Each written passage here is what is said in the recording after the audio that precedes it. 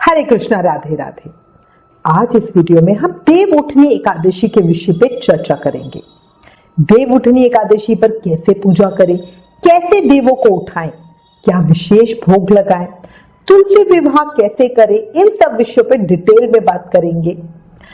Please video last तक देखना ताकि आपके सभी प्रश्नों का उत्तर मिल सके। एक और चीज, एकादशी से रिलेटेड सभी वीडियोस का लिंक मैंने नीचे डिस्क्रिप्शन में दिया है, तो प्लीज एक बार वो सब वीडियोस भी जरूर देख लेना।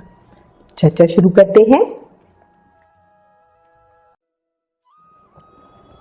पौराणिक मान्यताओं के अनुसार आषाढ़ मास के शुक्ल पक्ष की एकादशी को, जिसको हम देवशयनी एकादशी कहते हैं, उस दिन भगवान विष्णु 4 महीने के लिए सो जाते हैं और कार्तिक शुक्ल एकादशी को जागते हैं। 4 महीने का जो ये समय होता है, इसे चातुर्य मास कहते हैं। देव उठनी एकादशी के दिन ही चातुर्य मास भी खत्म हो जाता है और सभी जो मांगलिक कार्य वो शुरू हो जाते हैं, क्योंकि जब देव शयनी एकादशी पे भगवान सोते हैं, सभी मांगलिक कार्य जैसे विवाह वगैरह हो गया है ना, कोई गृह प्रवेश हो गया, इन सब कामों को हम छोड़ देते हैं, वो भगवान के उठने पे ही करते हैं। ठीक है, तो अब आप देखोगे देव उठनी एकादशी के बाद से शादियां शुरू हो जाती है ना। तो इसीलिए अच्छा, ये माना जाता है कि जो भगवान श्री हरि विष्णु है, वो देव शयनी एकादशी के दिन से राजा बलि के राज्य में चातुर्य मास का विश्राम करते हैं और देव उठनी एकादशी पर वापस बैकुंठ लौटते हैं। अच्छा, जो चातुर्य मास के 4 महीने होते हैं, इसी समय में दिवाली बनाई जाती है, जिसमें भगवान विष्णु के बिना ही माँ लक्ष्मी की पूजा की जाती है। देव उठनी एकादशी को भगवान विष्णु के जागने के बाद सभी देवी देवता और माँ लक्ष्मी स्वयं भी एक साथ पूजा करके देव दीपावली मनाते हैं। इस एकादशी को बहुत सारे नामों से जाना जाता है, जिसमें देवोत्थान एकादशी, देव उठनी ग्यारस, प्रबोधनी एकादशी, ये मुख्य नाम है। इस दिन से सभी मांगलिक कार्य भी शुरू हो जाते हैं। इस एकादशी तिथि को तुलसी विवाह भी किया जाता है। अच्छा, कई लोग क्या होता है, एकादशी पे तुलसी विवाह करते हैं और कई लोग द्वादशी तिथि में तुलसी विवाह करते हैं, दोनों ही सही है। ये साल की बड़ी एकादशी है, साथ ही देव उठनी एकादशी है ना, बहुत ज्यादा बड़ी एकादशी है। इसी दिन से भीष्म पंचक व्रत भी शुरू हो जाते हैं, देव उठाए जाते हैं। सुबह और शाम दोनों समय विशेष पूजा होती है, तुलसी विवाह करवाया जाता है। तुलसी विवाह के पीछे एक हमारे को कथा मिलती है, जो हमारे कार्तिक महत्तम में भी आई है, आपने सुनी होगी, जिसमें जालंधर को हराने के लिए भगवान विष्णु ने जालंधर की पत्नी वृंदा, जो बहुत बड़ी विष्णु भक्त थी, के साथ छल किया था। इसके बाद जब वृंदा को सच्चाई पता चली तो उसने भगवान विष्णु को श्राप देके पत्थर बना दिया था। अब आप ये देखो, वृंदा के अंदर कितनी भक्ति, के अंदर भी कितनी ताकत थी कि उसने स्वयं भगवान को श्राप दे दिया है ना। और भगवान विष्णु को पता था कि उन्होंने गलत किया, इसलिए उन्होंने खुशी से उस श्राप को स्वीकार किया। पर इसके बाद लक्ष्मी माता की विनती से उन्हें वापस सही करके जो वृंदा थी वो सती हो गई। जो वृंदा की राख थी, उससे ही तुलसी के पौधे का जन्म हुआ और उनके साथ शालग्राम जी का विवाह का चलन शुरू हुआ। देव उठनी एकादशी साल की सबसे बड़ी एकादशी है, इसलिए जो भी भक्त एकादशी के व्रत शुरू करना चाहते हैं, उनको इस एकादशी से इस व्रत को उठा लेना चाहिए। या कोई ऐसे भक्त है जो वैसे एकादशी का व्रत नहीं रख पाते, वो इस बड़ी एकादशी का व्रत जरूर करें। अगर कोई साधक है जो किसी भी कारण से व्रत नहीं कर पा रहा, तो वो कम से कम पूजा जरूर करे, व्रत कथा जरूर सुने। बड़ी एकादशी है तो देखो, बड़ी एकादशी पे अगर थोड़ा फल मिलेगा वो भी बहुत ज्यादा होगा, है ना। अब आपको देव उठनी एकादशी की पूजा विधि बताती। इस दिन विशेष पूजा की जाती है, इसमें सुबह और शाम दोनों समय पूजा की जाती है। देव उठनी एकादशी के दिन भगवान विष्णु की पूजा करने से परिवार पर भगवान की कृपा बनी रहती है, उनका आशीर्वाद मिलता है और सारे जो दुख संकट कष्ट होते हैं वो दूर हो जाते हैं। और इसी के साथ माँ लक्ष्मी भी साधक के ऊपर धन संपदा और वैभव की वर्षा करती है। तो समझ लो, बहुत बड़ी एकादशी है, महान और फलकारी एकादशी। अब मैं थोड़ा सा ना आपको एकादशी व्रत के स्टेप में बता देती हूँ कि किस किस तरह से आपको करना है। ठीक है, तो पहली चीज क्या है, एकादशी के जो भी नियम आप लोगे वो हमें दशमी तिथि से ही शुरू कर देने चाहिए। दशमी को एक समय शुद्ध सात्विक भोजन करें और सूर्यास्त होने के बाद कुछ भी अन्न वगैरह ना ले। अगर आप नहीं रह सकते तो दूध फल ले सकते हो। भगवान का ध्यान करते हुए जमीन पर सोएं और ब्रह्मचार्य व्रत का पालन करें। एकादशी वाले दिन सूर्योदय से पहले उठकर पूरे घर की सफाई करके फिर स्नान करो। देखो, कार्तिक में ब्रह्म मुहूर्त में तारों की छाओं में स्नान करने का विशेष महत्व है। अब ये देखो, कार्तिक की अगर एकादशी है तो उसका महत्व कितना ज्यादा बढ़ जाता है ना। तो एकादशी तिथि पर इस जो स्नान है, ब्रह्म मुहूर्त में स्नान का महत्व बहुत ही ज्यादा बढ़ जाता है। तो अगर कोई साधक है जो वैसे कार्तिक स्नान नहीं कर रहे, उन्हें कम से कम एकादशी वाले दिन तो जरूर ही ब्रह्म मुहूर्त में उठकर स्नान करना चाहिए। अगर आप किसी पवित्र नदी में स्नान कर सको तो उससे अच्छी और तो कोई बात है ही नहीं। अगर जो लोग नहीं जा पा रहे, भाई हम नदी में स्नान नहीं कर सकते, तो घर में ही नहाने के जल में गंगा जल, आंवले का रस और तिल मिलाकर स्नान करें। स्नान करके साफ स्वच्छ कपड़े पहने। इसके बाद पूजा की तैयारी करें। याद रखना, एक दिन पहले ही जरूरी सामान को घर में लाके रख ले, क्योंकि जब हम देव उठाते हैं तो हमें काफी सारे सिंगाड़े, मूली वगैरह काफी चीजों की जरूरत होती है। इस दिन एकादशी पूजा के साथ ही तुलसी विवाह भी होता है, भीष्म पंचक व्रत भी शुरू हो जाते हैं, साथ ही देवों को उठाया जाता है ना। अच्छा, एक और चीज याद रखना, जो एकादशी है उस दिन हम पत्ते नहीं तोड़ते, तो तुलसा तो बिल्कुल नहीं तोड़ेंगे। इसके अलावा हम और भी किसी तरह के पत्ते नहीं तोड़ते। तो अगर आपको बंदरवान बनाने के लिए पत्ते चाहिए या पूजा के लिए फूल माला वगैरह, तो ये सब आप पहले से तोड़ के रखेंगे। इसके बाद जब आपने पूजा की तैयारी कर ली, तो पूजा शुरू करने से पहले हम क्या करेंगे, पूरे घर में गंगा जल के छींटे लगाएंगे। फिर हल्दी से घर के मेन गेट पे स्वास्तिक बनाएंगे। इस तरह से करने से घर में पॉजिटिव एनर्जी का संचार होता है और पूजा पाठ में मन ज्यादा लगता है, ठीक है ना। और आम के पत्तों की या अशोका के पत्तों की बंदरवान या तोरण बनाकर मेन गेट पे जरूर लगाएं। अच्छा, ये जो तोरण लगाने का काम है, ये ऐसा नहीं कि आपको अर्ली मॉर्निंग ही करना है, या पूरा दिन में कभी भी कर सकते हो। इसके बाद पूजा शुरू करेंगे। अगर पूजा घर के मंदिर में कर रहे हो तो वहां, वरना अलग से एक चौकी लगाकर आप पूजा की तैयारी कर सकते हो। अब घर के आंगन और पूजा करने वाली जगह पर भगवान विष्णु के चरणों की आकृति बनाएं, है ना। दिन की धूप से उन्हें बचाने के लिए उन्हें ढक कर रखें। भगवान के चरण चिन्ह कैसे बनाते हैं उसकी वीडियो हमारे चैनल पर ऑलरेडी है, उस वीडियो का लिंक नीचे डिस्क्रिप्शन में दिया है, तो प्लीज एक बार वो वीडियो जरूर देखना। इस दिन घर में रंगोली भी जरूर बनानी चाहिए। ये ना शुभ संकेत होते हैं। जैसे कभी भी वैष्णव का घर देखना होता है तो कैसे इन्हीं चिन्हों से पता चलते हैं, है ना। तो इसीलिए रंगोली जरूर बनाना। इससे घर की नकारात्मकता, नेगेटिव एनर्जी भी दूर होती है। अच्छा, याद रखना, इस दिन शालग्राम, तुलसी और शंख का पूजन करने से बहुत अधिक पुण्य की प्राप्ति होती है।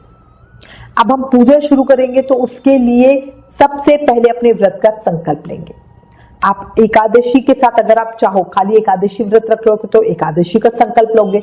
अगर आप एकादशी के साथ भीष्म पंचक व्रत भी कर रहे हो तो दोनों का संकल्प एक साथ लोगे और बोलोगे, हे दीन दयालु, हे दया निधान, हे श्री हरि विष्णु, आपकी कृपा से आज मैं एकादशी व्रत के साथ भीष्म पंचक व्रत करना चाहती हूँ। हे जगत के नाथ, हे पालन करता, मेरे इस व्रत को निर्विघ्न पूरा कराना, मुझे शक्ति देना ताकि ये पूरा हो सके। इस तरह संकल्प लेने के बाद एक साफ चौकी पर पीला कपड़ा बिछाकर भगवान विष्णु की प्रतिमा स्थापित करें। अगर आपके पास सेवी शिव विग्रह है, लड्डू गोपाल जी, युगल सरकार या शालग्राम जी, तो उनका बढ़िया पंचामृत से अभिषेक करें, उन्हें सुंदर नए वस्त्र धारण करवाएं, उनका बढ़िया श्रृंगार करें। फिर भगवान विष्णु को पीले फूल, नैवेद्य, फल, मिठाई, बेर, सिंघाड़े, ऋतु फल, गन्ना वगैरह अर्पित करें।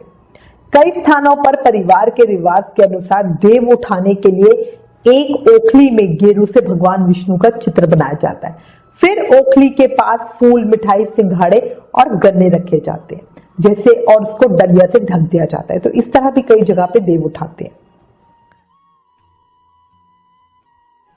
अगर आप चाहो ना तो मन की किसी भी इच्छा को पूरी करने की लिए प्रार्थना करते हुए एकादशी से कार्तिक पूर्णिमा तक अखंड ज्योत प्रज्वलित कर सकते हो। इसमें ये अखंड ज्योत आप देसी घी की या तिल के तेल की कर सकते हो। ये बहुत शुभ होता है और इसके बहुत अच्छे परिणाम मिलते हैं। भगवान विष्णु की विधिवत पूजा करके उनकी आरती उतारे और एकादशी माता की आरती भी जरूर करें। विष्णु सहस्त्र नाम का पाठ करें।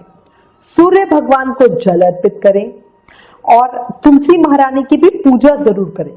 एकादशी पर तुलसी महारानी को जल अर्पित नहीं किया जाता क्योंकि वो भी व्रती होती है, पर उनकी पूजा अर्चना, प्रार्थना, दीपदान वगैरह हम सब चीजें करते हैं। इसके बाद पूरा दिन भगवान के पवित्र नामों का जाप करते रहें। अब हम चर्चा करते हैं देवों को उठाएंगे कैसे, है ना, या उनको जगाने की विधि क्या होती है।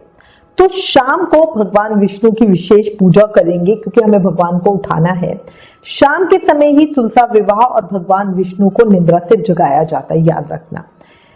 तो जो देव उठनी एकादशी है उस दिन शाम के समय पूजा स्थल को साफ सुथरा कर ले। अगर आप चाहो तो चूने और गेरू से सुंदर रंगोली बना सकते हो, वरना रंगोली कलर भी ले सकते हो। घी के 11 दीपक देवताओं के निमित्त जरूर जलाना। इसके अलावा ईख, अनार, केला, सिंघाड़ा, लड्डू, पतासे, मूली आदि और ऋतुफल वगैरह है, और जो नया धान्य होता है, मतलब नया गेहूं वगैरह जो होता है, वो पूजन सामग्री के साथ रखें। ये सब चीजें श्रद्धा पूर्वक श्री हरि को अर्पण करें और उनकी कृपा सदैव बनी रहे, इस तरह का आशीर्वाद मांगे। अगर आपको मंत्र आते हैं तो देव उठाते हुए मंत्र बोले, अगर नहीं आते तो सिंपल आप बोल सकते हो, उठो देवा, बैठो देवा, अंगुलियां चटकाओ देवा, नई सूत नई कपास देव उठाए कार्तिक मास। ये भगवान को जगाने के सबसे आसान शब्द हैं। अच्छा, इसके अलावा भगवान विष्णु को जगाने का एक मंत्र भी है। उत्तिष्ठो उत्तिष्ठ गोविंदो, उत्तिष्ठो गरुड़ ध्वज, उत्तिष्ठो कमलकांत, जगतां मंगलम कुरु। मतलब क्या है इस मंत्र? मतलब है जगत के पालन करता भगवान विष्णु, आप उठिए और मंगल कार्य की शुरुआत कीजिए। ये कहकर श्री नारायण को उठाएं, श्री हरि को प्रेम से जगाएं।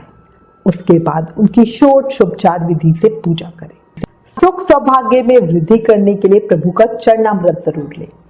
ऐसा माना जाता है कि चरणामृत सभी रोगों का नाश करके अकाल मृत्यु से साधकों की रक्षा करता है, सभी कष्टों को हरता है। रात के समय घर के बाहर और पूजा स्थल पर दीपक जरूर लगाएं। इस दिन परिवार के सभी सदस्य मिलकर भगवान विष्णु के साथ सभी देवताओं की पूजा करें। अच्छा, ये पूजा करते हुए ना शंख और घंटी जरूर बजाइएगा। अच्छा, देव उठाते हैं, इसके साथ ही हम तुलसी विवाह भी जरूर करवाते हैं। ऐसा जरूरी नहीं है कि आप तुलसी विवाह हमेशा अपने घर में ही करें।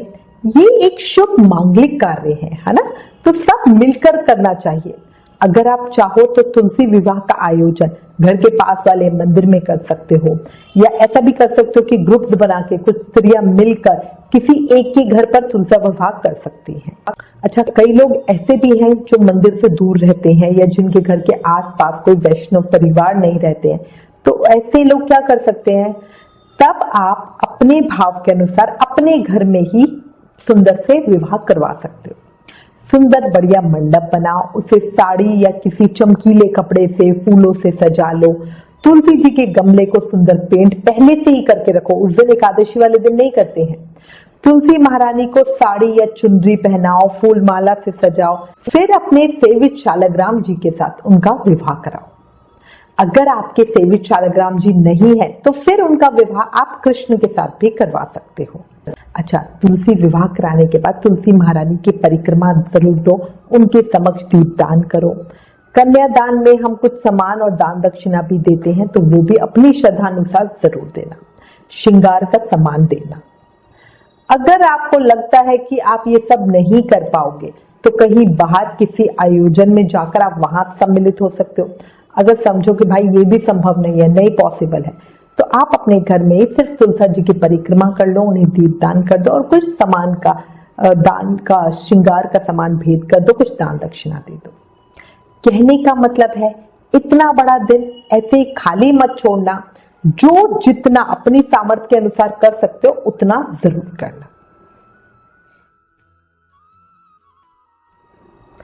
अच्छा, एक चीज याद रखना, देव उठनी एकादशी पे वैसे तो हम निर्जल व्रत करते हैं, ठीक है, बट अगर कोई साधक है जिन्होंने निर्जल व्रत नहीं किया तो वो इस दिन शकरकंदी का भोग जरूर लगाएं, प्रसाद में बांटें और परिवार सहित खुद भी खाएं। शकरकंदी फलाहार में आती है। इस दिन शकरकंदी का फलाहार साधक को यवन और छुछुंदर की योनि से मुक्ति दिलाता है। एक और बात, देव उठनी एकादशी के दिन नमक का यूज बिल्कुल नहीं करना चाहिए। बिना नमक का खाना खाना अगर कोई खाता है तो। एकादशी कथा में ब्रह्मा जी ने नारद मुनि को बताया है कि किसी भी स्थिति में हमें अन्न नहीं खाना चाहिए। अगर कोई व्यक्ति बीमार है और जिसको दवाई लेनी है तो वो व्रत नहीं कर सकता है तो वो भी फलाहारी दिन में 2-3 बार ले ले, पर अन्न ना खाए कोशिश करके। देव उठनी एकादशी साल की बड़ी एकादशी है, तो इसमें ना कुछ विशेष नियमों का पालन करना चाहिए, तो वो मैं आपको थोड़ा सा बता देती हूँ। देखो, देव उठनी एकादशी व्रत जो है उसकी पूजा में ज्यादा से ज्यादा भगवान विष्णु के मंत्रों का जाप करना चाहिए, क्योंकि जो ये दिन है ना, ये भगवान विष्णु को पूरी तरह समर्पित दिन है। इस दिन भगवान विष्णु क्योंकि नींद से जागते हैं तो जिस पे भी प्रसन्न होते हैं उसे विशेष आशीर्वाद देते हैं। इस दिन विष्णु सहस्त्र नाम तो जरूर ही पाठ करना, सुबह शाम दोनों टाइम। देव उठनी एकादशी पर गौ माता को भोजन करवाना, किसी को दान दक्षिणा, ब्राह्मण को, निर्धन को, किसी को भी जरूर अपनी सामर्थ्य के अनुसार कुछ ना कुछ देना। अच्छा, जैसे मैं हर एकादशी पे कहती हूँ, किसी से लड़ाई झगड़ा नहीं करना, दिन में सोना नहीं, किसी की बुराई नहीं करना, मांस मदिरा या नशे वगैरह का प्रयोग नहीं करना, है ना ही घर में किसी को करने देना, तो इससे हमें दोष लगता है। और देखो, एकादशी का दिन इतना ज्यादा फलकारी और बड़ा दिन है ना, इस दिन किए गए किसी भी अच्छे काम का फल हमें कई गुना होके मिलता है, पर बुरे काम का फल भी हमें कई गुना होके मिलता है, ठीक है ना। तो क्या फायदा ऐसे दिनों पे, तो मैं कहती हूँ सबको कुछ भी हो जाए बड़ा ध्यान रखना चाहिए।